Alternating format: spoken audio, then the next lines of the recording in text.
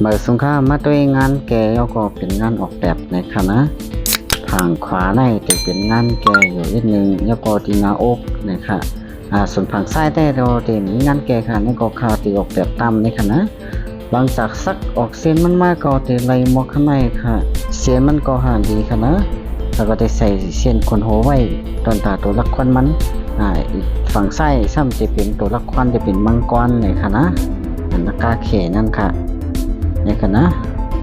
แล้วก็เทียงผังนังซ้ำจะเป็นคาบุกิค่ะอันนี้จะเป็นงานแกค่ะขาวได้ออกแนวสไตล์เป็นแนวญี่ปุ่นเลยค่ะนะนิจมติดตามในปัญญาค่ะฝากช่องฟังคณะเมื่อสูงค่ะ